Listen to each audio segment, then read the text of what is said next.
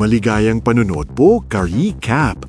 Ang ating tatalakayan ngayon ay tungkol sa isang true story historical war movie na may pamagat na The Last Duel. Kaya, sit back, relax, at simulan na natin!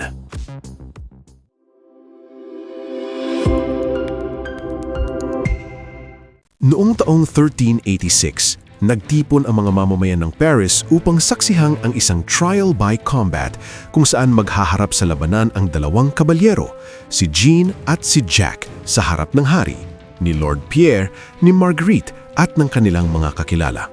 Habang papalapit ang dalawang mandirigma sakay ng kanilang mga kabayo upang simulan ng laban, unti-unting ibinubunyag ang pinagmulan ng kanilang kwento. Unang ipinakita ang pananaw ni Jean na nagsimula noong 1370 sa panahon ng Caroline War. Sa utos ni Pierre, kailangang ipagtanggol ng hukbo ni Jean ang tulay, lalo na't mas marami ang kalaban.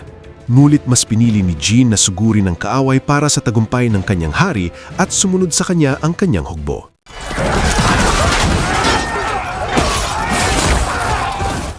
Naging napakabangis ang labanan at muntik nang mamatay si Jack, ngunit nailigtas siya ni Jean sa tamang oras, dahilan upang labis siyang magpasalamat.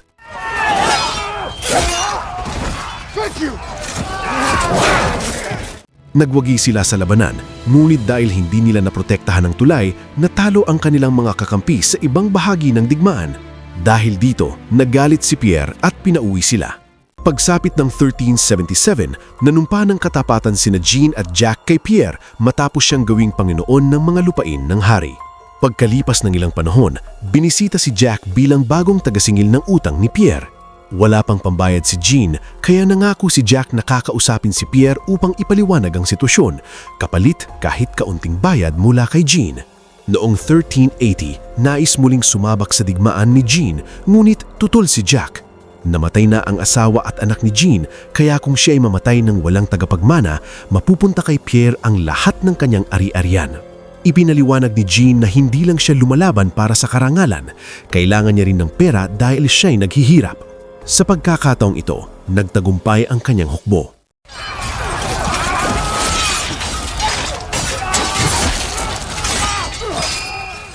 Pag-uwi nila, nakilala niya si Sir Robert, isang dating kaalyado ng kalaban na pinatawad at ngayon ay tumutulong sa hukbo.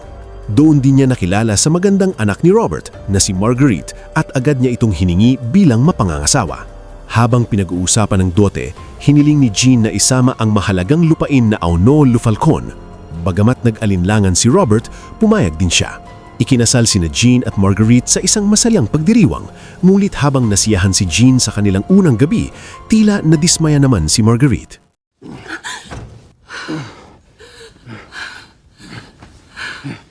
Sa kasamaang palad, hindi napunta kay Jean ang Auneau-le-Falcon. Binili ito ni Pierre mula kay Robert at ibinigay kay Jack bilang pasasalamat. Iginiit ni Jack na hindi niya ito hiningi, ngunit nanatiling galit si Jean. Mahalaga ang lupain na yon kay Marguerite dahil puno ito ng alaala ng kanyang kabataan, kaya nangako si Jean na ipaglalaban ito. Isinubok niyang dalhin ang usapin sa hari, ngunit tinanggihan ang kanyang petisyon. Hindi natuwa si Pierre sa kanyang ginawa at kalaunan ay nagkaroon siya ng pagkakataon na makaganti. Nang mamatay ang ama ni Jean na may hawak ng isang mahalagang posisyon bilang kapitan, sa halip na ipamana ito kay Jean, ibinigay ito ni Pierre kay Jack. Matapos mangako sa kanyang ina na si Nicole na maaangi itong tumira sa kanya, hinarap ni John si Pierre sa isang pagtitipon. Ayon sa John, mahinam niyang ipinaliwanag ang karapatan ng kanyang pamilya sa posesyon, ngunit tumanggi pa rin si Pierre. Naniniwala si John na pinagsasalitaan siya ni Jack laban kay Pierre at nasaktan siya dahil hindi man lang siya kinausap ng kanyang dating kaibigan. Dahil dito, hindi na sila tinanggap sa korte. Makalipas ang isang taon, nakatanggap si Marguerite ng imbitasyon mula sa isang kaibigan ng pamilya. Naniniwala siyang sapat na ang panahon upang muling humarap sa korte at ipakita na hindi sila nagpatinag sa kawalang katarungan. Sa gala ni Marguerite, pumayag si John. Sa handaan, nagkaayos muli sina John at Jack at hiniling ni John kay Marguerite na halikan si Jack bilang simbolo ng kanilang pagkakasundo, na ginawa niya ng may kaunting alinlangan. Noong 1385, muling sumabak si John sa digmaan.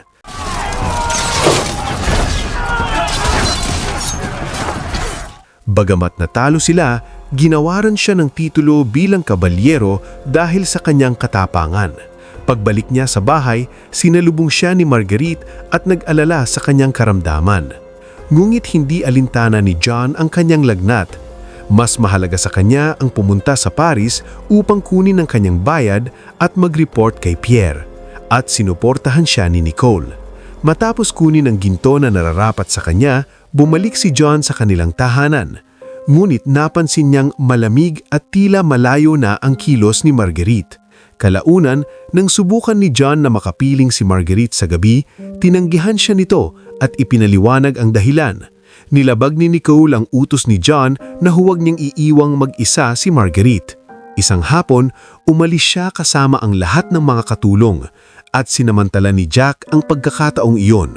Pahilim siyang pumasok sa kanilang bahay at pinilit si Marguerite laban sa kanyang kalooban.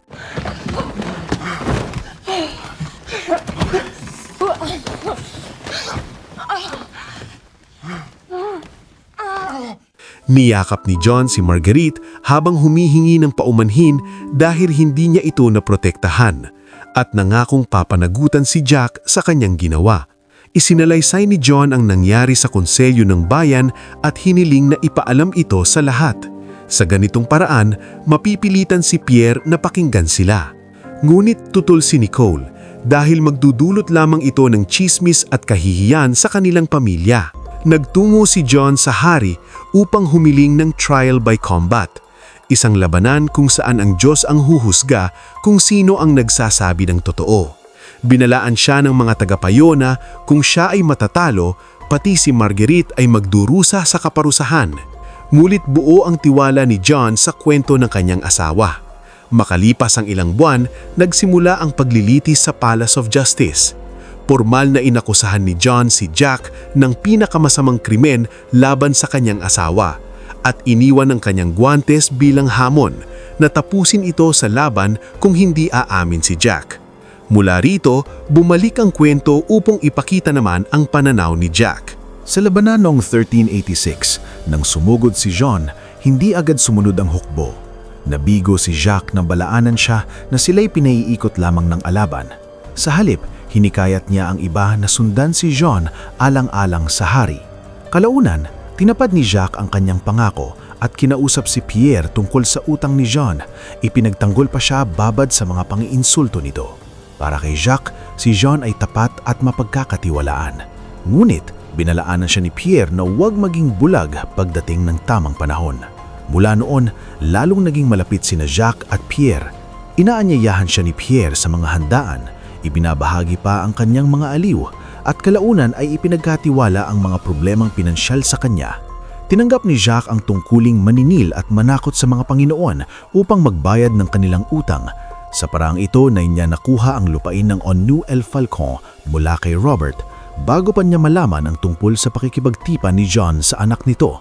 Para kay Pierre, isa pa itong dahilan laban kay John dahil itinuturing pa rin niyang traidor si Robert.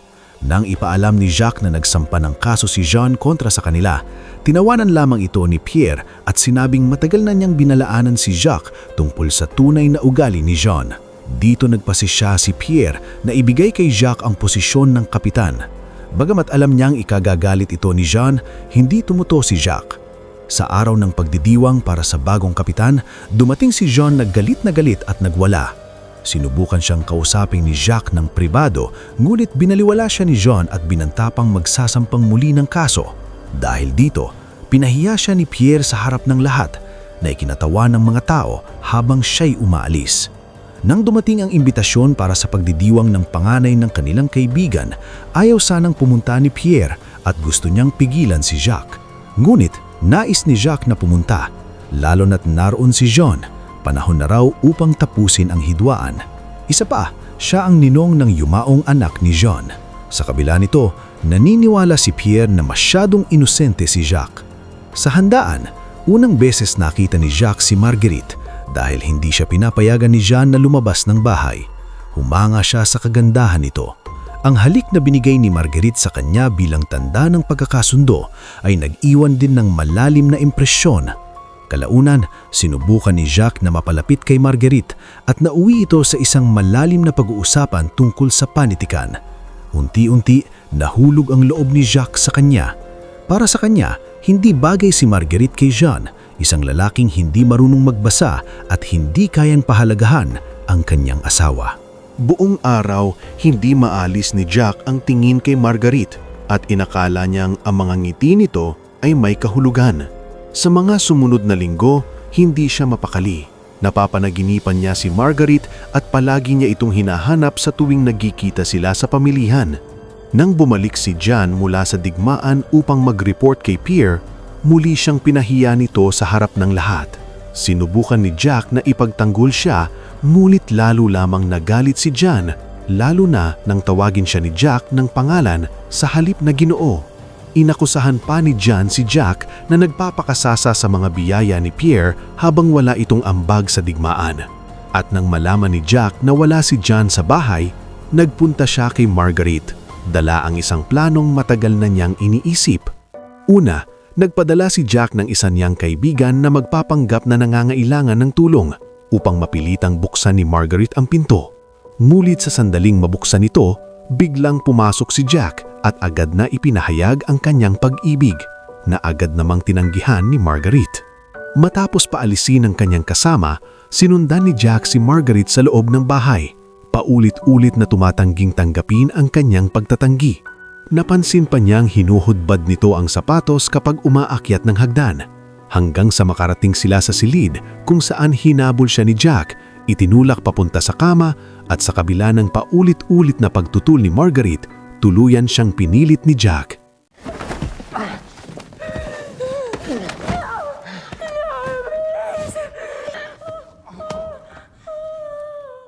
Pagkatapos ng lahat, pinakiusap ni Jack si Marguerite na huwag itong sabihin sa kanyang asawa dahil baka siya pa ang mapatay at huwag daw makaramdam ng kapabiyakan sapagkat hindi raw nila napigilan ang kanilang sarili. Pagkaraan nito, nagtungo si Jack sa simbahan upang ikumpisal ang kanyang kasalanan. Ngulit sa halip na kondinahin siya, sinabi ng pari na isa lamang itong pagsubok.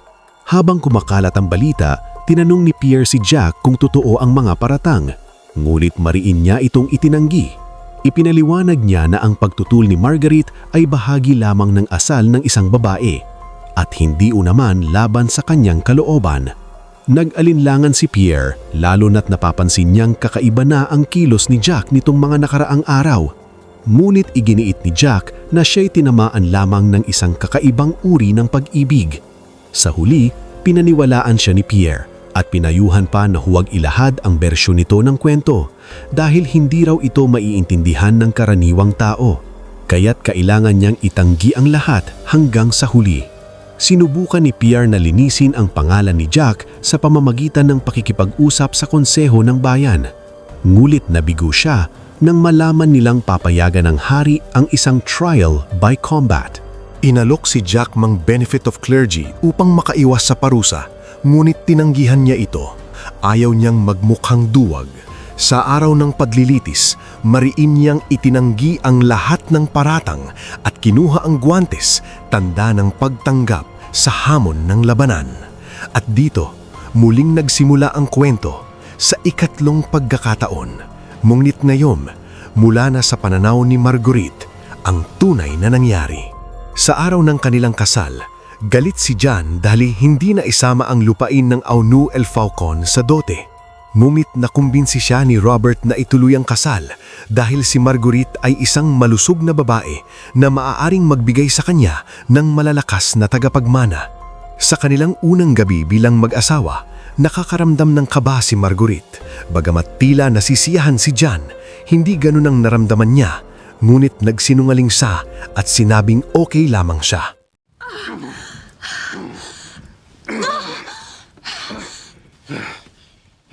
Sa handaan kung saan nakilala niya si Jack, naging palakaibigan siya rito bilang pagpapakita ng mabuting kalooban at upang matulungan si John na ibalik ang kanilang reputasyon sa korte.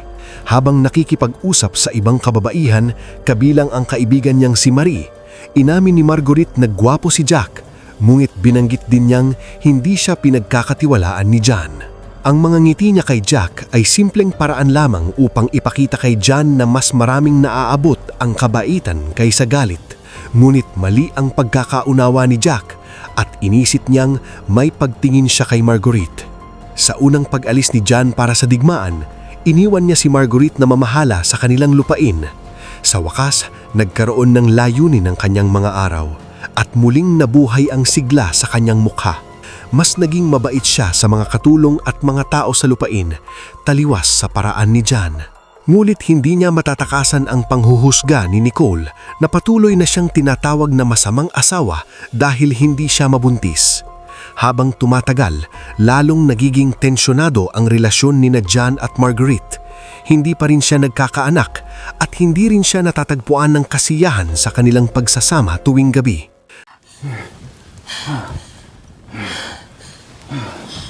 Dahil dito, nagpasya siyang kumonsulta sa isang manggagamot. Ayon dito, ay dumarana siya ng melankolya, kondisyon kung saan nagiging malamig at tila walang sigla ang kanyang katawan. Ipinaliwanag din na mahalaga ang intensibong kasiyahan upang siya'y mabuntis, ngunit aminado si Marguerite na hindi niya tiyak kung naranasan na niya iyon. Sinabi ng manggagamot na kung nasiyahan siya sa kanilang pagsasama, marahil ay naranasan na niya ang tinatawag na munting kamatayan. Ngunit nananatiling nagdududa si Marguerite. Pagkatapos nito, pumili siya ng bagong damit kasama si Marie at ibinahagi na dumaraan sa pagsubok ang kanyang pagsasama. Nang makita sila ni Jack at Yumiko bilang pagbati, nagkasundo ang dalawa na gwapo siya, ngunit mayroon ding kayabangan. Nang bumalik si Jean mula sa digmaan, sinalubong siya ni Marguerite suot ng bago niyang damit. Ngunit imbes na yakap, galit ang sumalubong sa kanya dahil para kay Jean, masyadong mababa ang hiwa nito at tila ikinahihiya siya. Kalaunan, kinontra rin ni Nicole ang kanyang suot. Ngunit sa pagkakataong ito, tumindig si Marguerite para sa sarili. At sa di inaasahang pagkakataon, sinuportahan siya ni Jean. Ngunit nang sinabi ni Jean na aalis siya upang kunin ang kanyang bayad, pinaalalahanan niya ang kanyang ina na huwag hayahang lumabas ng bahay si Marguerite, na ikinainis nito dahil nais niyang makipagkita sa kanyang mga kaibigan. Sa araw na bumisita si Jacques, halos pareho ang nangyari. Ngunit sa pagkakataong ito, mas lantaran ang kanyang pagiging marahas at mapag-insulto, lalo na kay Jean. Hindi hinubad ni Marguerite ang kanyang sapatos bilang paanyaya. Nahulog lamang ito habang sinusubukan niyang tumakas. Sa silid, buong lakas siyang lumaban, sumisigaw, umiiyak at humihingi ng tulong. Malinaw na ayaw niya sa nangyayari. Pagkaalis ni Jacques, sinubukan ni Marguerite na maligo upang alisin ang bakas ng kanyang salarin. Ngunit naputol ito nang bumalik si Nicole kasama ang mga katulong. Mula noon, naging malamig at matamlay si Marguerite at halos hindi na kumakain. Dumalaw si Marie at ibinalitang siya ay buntis na naging dahilan upang mapaiyak si Marguerite. Kahit na itinago niya ito sa likod ng ngiting kunwari tuwa. Nang makauwi si Jean at marinig ang nangyari, galit ang kanyang naging reaksyon. Umabot pa sa puntong sinakal niya si Marguerite. Sa kanyang pagigiit sa katotohanan, binitawan siya ni Jean, ngunit imbes na unawain ang kanyang nararamdaman, inakala niyang ginawa ito ni Jacques upang saktan siya. Habang umiiyak, sinabi ni Marguerite na nais niyang magsalita, ngunit walang maniniwala sa kanya kung wala ang suporta ni Jean. Pumayag naman si Jean, ngunit may kapalit. Kailangan muna niyang makipagsiping dito upang hindi si Jacques ang huling lalaking nakasama niya. Matapos ang pag-uusap sa konseho, nagsimulang iwasan ni Marie si Marguerite. Hindi siya naniwala sa kwento nito, lalo na't naaalala niyang minsan nitong tinawang na gwapo si Jacques. Kalaunan, nagkaroon ng pagtatalo sina Jean at Marguerite. Hindi gusto ni Marguerite kung paano kumakalat ang kanyang kwento bilang chismis. Ngulit para kay Jean, iyon lamang ang paraan upang mapilitang pakinggan sila dahil si Pierre ang may kontrol sa torte. Pinagalitan din siya ni Nicole lang sa pagsasalita at sinabing nagdala lamang ito ng kahihiyan sa pamilya. Para sa kanya, hindi mahalaga ang katotohanan. Ibinahagi pa niyang naranasan din niya ang parehong pang-aabuso noong siya'y bata, ngunit pinili niyang manahimik para sa kanyang kaligtasan. Makalipas ang ilang buwan, nagsimula ang paglilitis At buntis na si Marguerite. Sunod-sunod ang mga tanong sa kanya. Karamihan ay tila naglalayong palabasing nagsisinungaling siya. Ginamit laban sa kanya ang kanyang dating papuri kay Jacques, pati na rin ang kanyang pagbubuntis matapos ang mahabang panahon ng pagkabaok. Dahil sa paniniwalang kailangan may kasiyahan upang mabuntis, inakusahan siya na nagustuhan niya ang nangyari. Ngunit mariin itong itinanggi ni Marguerite dahil para sa kanya, ang pang-aabuso ay kailanman hindi magiging kaaya-aya. Dahil walang malinaw na desisyon, pinayagin ng hari na ituloy ang tunggalian. Ngunit bago iyon, ipinaalala sa kanya ng mga hukom na kung matatalo si Jean, siya ay susunugin. Ngayon lamang niya nalaman ito. Nasaktan siya na hindi ito sinabi ni Jean, ngunit pinili pa rin niyang ituloy ang laban dahil naniniwala siya sa kanyang katotohanan. Pagkatapos ng paglilitis, nagtalo sila ni Jean at si Jacques sa harap ng lahat. Nagselo si Jean nang malaman niyang minsan niyang tinawag na gwapo si Jacques at inisip niyang ikinahihiya siya nito sa harap ng hari. Gumanti si Marguerite at sinabi ang katotohanan na ginamit lamang siya ni Jean bilang dahilan upang makaganti si Jacques at itinago pa ang parusa na maaaring mangyari sa kanya. Sa gabi bago ang laban, nanganak si Marguerite ng isang malusog na sanggol na lalaki. Sa unang pagkakataon, naranasan niya ang tunay na kaligayahan. Ngunit kasabay nito ang takot na baka lumaki ang kanyang anak na walang ama kung may mangyaring masama. Hindi niya rin imaisip kung pinili ba niyang manahimik kung noon pa niya naranasan ng maging isang ina. Kinabukasan, dinala si Marguerite sa arena, nakagapos at muling nanumpa sa kanyang katotohanan bago magsimula ang laban. Nagsimula sina Jean at si Jacques sa jousting.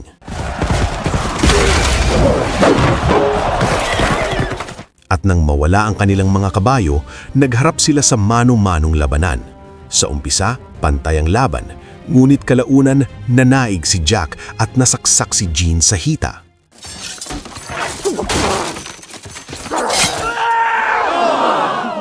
Ngunit hindi sumuko si Jean.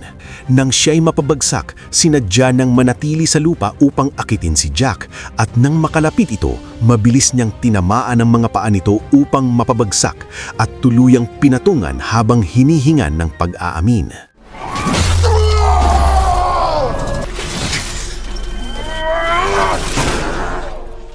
Ngunit itinanggi pa rin ni Jacques ang kanyang kasalanan, kaya't pinatay ni Jean. Habang sina Marie at Pierre ay napahiya sa kanilang sinuportahan, pinalaya si Marguerite mula sa kanyang mga tanikala at dinala sa gitna ng arena. Niyakap siya ni John habang ipinapakita sa lahat at sinalubong sila ng palakpakan ng buong bayan. Magkasamang umalis ang mag-asawa sakay ng kanilang mga kabayo habang nagdiriwang ang mga tao sa kanilang tagumpay. Samantala, ang bangkay ni Jack ay itinali sa kabayo, kinaludkad sa lupa at isinabit ng patiwarik sa harap ng publiko. Lumaki ang anak ni Marguerite na malusog at matibay. Makalipas ang ilang taon, namatay si John sa pakikipaglaban sa mga krusadas. At si Marguerite, namuhay bilang isang ginang na may lakas at dignidad at hindi na muling nag-asawa. At dito nagtatapos ang pelikula, mga ka-recap. Kung nagustuhan nyo ka-recap ang movie recap natin ngayon, ay inaanyayahan kita na mag-subscribe at pakipindot na din ang notification bell para palagi kang updated sa mga susunod naming videos. Maraming salamat sa panonood. Hanggang sa muli!